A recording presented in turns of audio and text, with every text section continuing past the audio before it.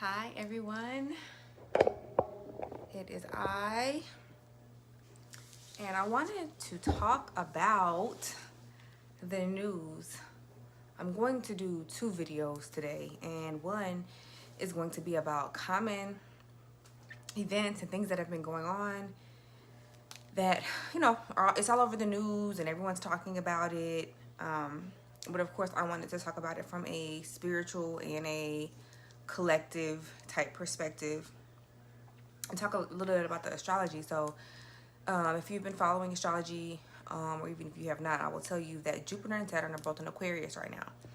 So this is about what is good for the collective. Aquarius energy is about groups, about audiences, about social circles, basically groups of people.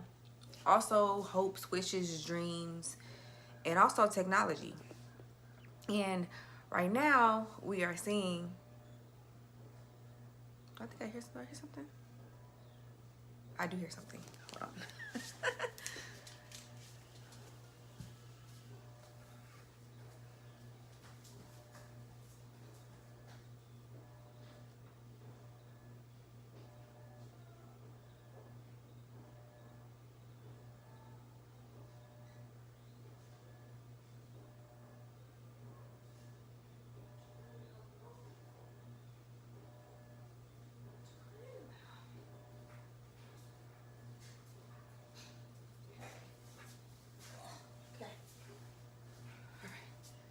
So obviously I'm gonna have to edit this because I had to get up.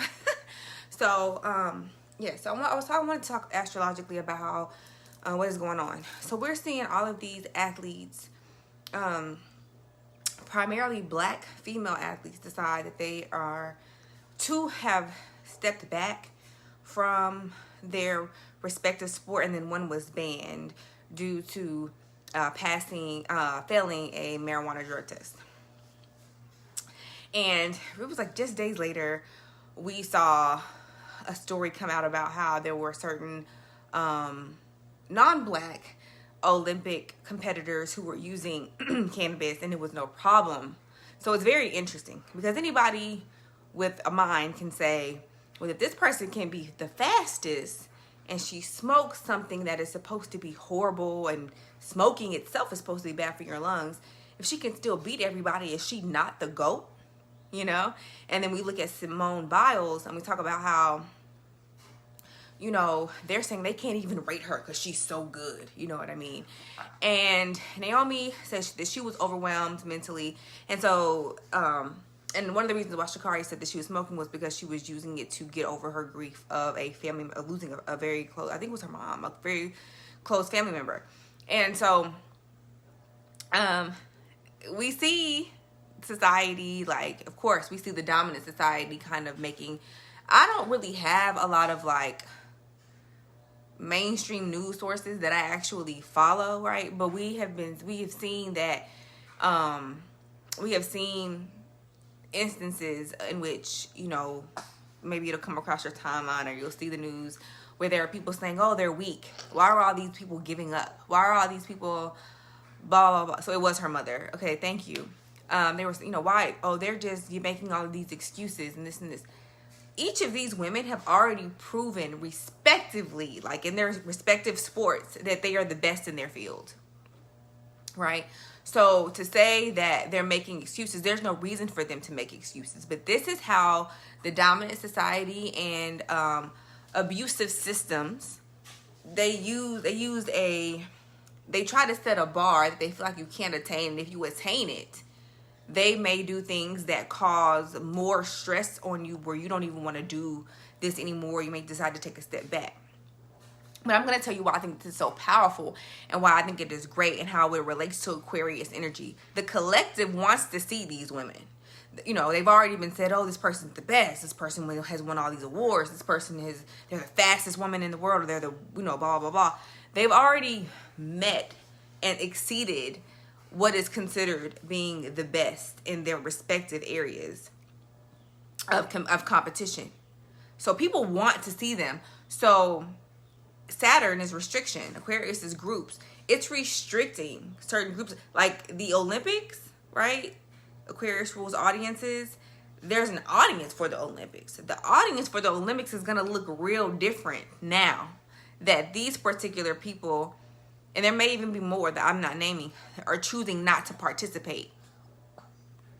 And what I wanted to talk about is this is not, people don't see how powerful it is. It's not only do you know it's powerful because the dominant society is using these things to insult these women for. I talked a little bit last week about how when someone decides they want to insult you, that is a total, that is a sign of weakness. When you have to insult somebody else, that is a sign of weakness. Instead of just being like, oh, like if these women didn't matter, the dominant society would be like, okay, well, whatever. You probably wouldn't, it wouldn't even be in the news. But because they are so important and because they have done so well and they are the best at what they do, now they're obviously newsworthy information, right? And so I think this is very powerful because what it does is it shows how, this is a literal example of how to take your power back 101. And this is something that certain political figures and societal figures have been saying for years. They've been saying, what if all these black athletes just decided to stop playing in the NBA? What if they decided to just stop playing in other sports that are either dominated by those black competitors, or there's one or two black competitors that just stand out that everybody wants to see, that kind of really carry the sport, if you really want to be honest? What if they just all walked away? What if we created our own? We've been talking about black folks, stepping into their own and creating entrepreneurship. That goes beyond still upholding systems and organizations and institutions that don't serve black people. So that trickles down to the school, that trickles down to our professional athletes, that trickles down to any type of organization that we have that is completely reliant on racial domination or from white supremacist views. So people, and there have even been Caucasian athletes who have talked about how bad the gymnastics system in particular is. They have even said they feel like it's horrible. They said all these different things. I'm not a gymnast, I don't know. But other gymnasts, other competitive gymnasts have talked about the U.S. gymnastics institutions, I don't know the names of them, and how they go about doing things and how they can be very, even sexist even, to women, although it's a female-dominated sport. So walking away and choosing not to participate in organizations that bring you stress, shame, disrespect, where you have to deal with sexist and or racist treatment, racial mistreatment, that for you to walk away from those things, you pretty much say that you can stand without them. And that is why there are all these insults coming out. Because what is really happening is black women deciding that they're going to rest. That is, in my personal opinion, and from what I have seen and from what I have studied, that is literally the worst nightmare of institutions that basically ride on the back of black women. Because if those women decide, oh, we're not going to do this anymore, or if a collective group of a certain particular racial group decides they're not going to participate in any type of actions or institutions that negatively impact them, there is no more institution. And that's, I think, what a lot of people have been missing is Dr. Cress Welsing, who else? I cannot think of his name right now. There are several different black leaders who have made comments about how if we would just stop participating in certain systems and create our own, so that's really the next step, is the creation of all of the things that we, consume, right? But to walk away from the institutions and the organizations that are actually using black bodies for clout, for money, for recognition, and pretty much riding on the talent and skill of black athletes, black performers, black whomever. And when they take that power back and decide we're not going to do this anymore, like, okay, well then bump the Olympics then. Well, I'm just not even going to compete. It's like, hope. well, how are we going to continue on with the NFL if you guys keep, doing, how are we going to continue on with, that's for them to deal with. But what I'm talking about specifically is the action of deciding that you're going to remove your talent, gift, skills from that. I mean, just imagine. And yeah, I have noticed that a lot of black athletes are going to HBCUs.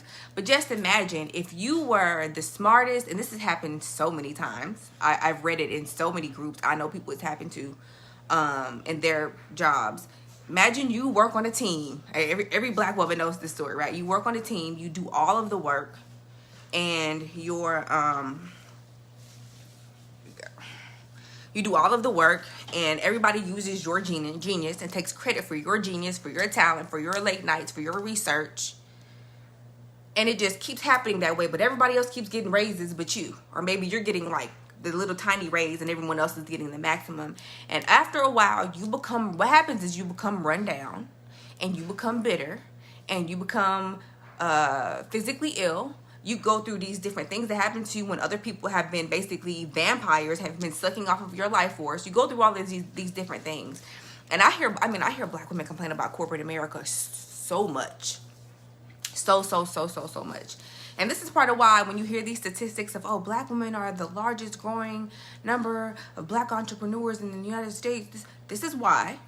Because you're expected to know everything, do everything. They want you to go get coffee. They want you to know all of the statistics. They want you to create the report and this and this and this. And they want to give you, 2% raise while everyone else is getting 8, 10, percent raises for doing the same thing. Really not even doing the same thing because you did all the work on the team, right? But that's basically what's happening, right? So, but what happens when that black woman decides, well, dang, if I'm so good at my job, and you can list off the skills that you've acquired from this job and your talent and what you give to this job that everyone else is using to get raises and do presentations, and basically you're making them look good. Once you decide to leave that job and to say, hey, I'm going to start my own consulting firm. I'm going to go start my own whatever. And you go and do that. And then, lo and behold, we look up and on the news, black women are becoming millionaires and becoming this and becoming that and starting all these businesses. When all these things happen, then people are looking like crazy. But you will start to hear, ever since I've heard about these black women and how they've been flourishing and doing all these business things, I've heard so many stories about businesses failing. And people may have their questions and wonder, I know why. Because the meat of what was keeping them fed has left. If enough sisters decide to leave a particular organization, it's not going to be around that long. Truly. Because I already know our history and what we stand for. So when you see black women doing this, when you see black women deciding to leave and deciding that they're no longer going to participate, it's not about weakness. And I think that's the people who are saying that are just mad. But we know, shout out to the NAT ministry, we know that black women need rest just like everybody else. Who knows what amount of sexist and racial, the actual social term for it is interlocking systems of oppression that these women are dealing with in these fields, in these sports, that they need a step back that another person probably would not be able to deal with because they've never dealt with sexism and racism at the same time, and how exhausting that can be. Not to mention our history of having to be mules, basically. And so when black women decide they're no longer going to mule anymore, again, all the dominant society can do is hurl insults. There's nothing else that can be done, because at that point, the foundation has left the building, and everything else will collapse with that. And so there's power in what these women are doing. A lot of people are like, oh, girl, you still good.